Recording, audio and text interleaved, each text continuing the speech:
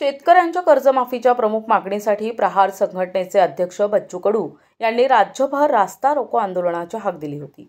याच पार्श्वभूमीवर गोंदिया जिल्ह्याच्या तिरोडा तुमसर या राष्ट्रीय महामार्गावर प्रहारच्या कार्यकर्त्यांनी तीव्र रास्ता रोको आंदोलन केले।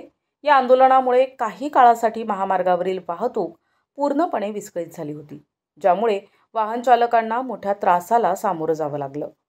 वाहतूक विस्कळीत झाल्याची माहिती मिळताच स्थानिक पोलिसांनी तातडीने घटनास्थळी धाव घेतली। पोलिसांच्या मदतीने प्रहार कार्यकर्त्यांना रस्त्यावरून हटविण्यात आले आणि त्यानंतर महामार्गावरील वाहतूक सुरळीत करण्यात आली। मात्र यावेळी प्रहार कार्यकर्त्यांनी शासनाला खणखणीत इशारा दिला, जर त्यांच्या मागण्या पूर्ण झाल्या नाहीत तर यापेक्षाही अधिक तीव्र आंदोलन करू असा निर्धार त्यांनी व्यक्त केला, ज्यामुळे आगामी काळात शेतकरी आंदोलनाची तीव्रता वाढण्याची शक्यता आहे।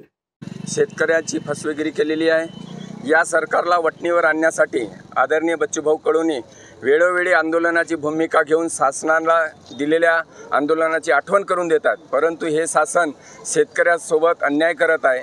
आम्ही शेतकऱ्याचा सातबारा कोरा करू असे यांनी मोठ्याने सांगितले होते, परंतु कुठल्याही प्रकारच्या शेतकऱ्याचा सातबारा कोरा करण्याच्या बाबतीत ठोस पाऊल उचलले जात नाही आहे। दिव्यांगांचा पगार, ज्यांना 2 हात नाही 2 पाय नाही अशा लोकांना तुटपुंज मानधनावर आणि केंद्र सरकारने मागील 50 वर्षापासून जो 200 रुपये मानधन आहे त्याच्यामध्ये वाढ करावी, त्यासाठी हा एक आंदोलन आहे। शेतकऱ्याच्या विद्युतच्या बाबतीत धान उत्पादक शेतकऱ्यावर मोठा अन्याय होत आहे। 8 तासाचा परिपत्रक काढून शासन म्हणते की आम्ही शेतकऱ्यांना मोफत वीज देतो, परंतु असे सांगायला पाहिजे की आम्ही 8च तास शेतकऱ्यांना मोफत वीज देऊ अशा पद्धतीने आणि सोलरची लट लादून आमच्यावर एक धगड धुंडा पेलवत आहे असे शासनाची ध्येयधोरणं आहेत। आणि ज्या काही भूमिहीन मजुरांना या 75 वर्षामध्ये एकही योजनेचा लाभ नाही आहे। एखादा शेतकरी साप चावून मेला आणि भूमिहीन मजूर, तर शेतकऱ्याला 2 लाखाचा विमा आहे, परंतु भूमिहीन मजुराला 1 रुपयाचा विमा नाही।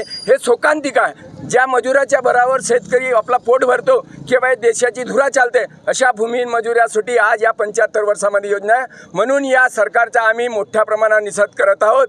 आणि यानंतर जर या शासनाने सातबारा कोरा किंवा अन्य मागण्यावर आमचा विचार केला नाही तर 5 ऑगस्टच्या नंतर मोठी रॅली काढून गावागावामध्ये चक्काजाम आंदोलन किंवा याच्यापेक्षा तीव्र आंदोलन करून किंवा मुख्यमंत्री साहेबाच्या घरासमोर 1 लाख लोक बसवण्याचा आदरणीय बच्चूभाऊ कडूचा मानस आहे। त्यासाठी या भागातून मोठ्या संख्येने आम्ही शेतकरी जाऊन मुख्यमंत्री साहेबाच्या घराचा घेराव करू असं आम्ही आजच्या प्रसंगी सांगतो। आणि जर ह्या आंदोलनाच्या सरकारला जाग येत असेल तर त्यांनी शेतकऱ्याचा आक्रोश अंत पाहू नये।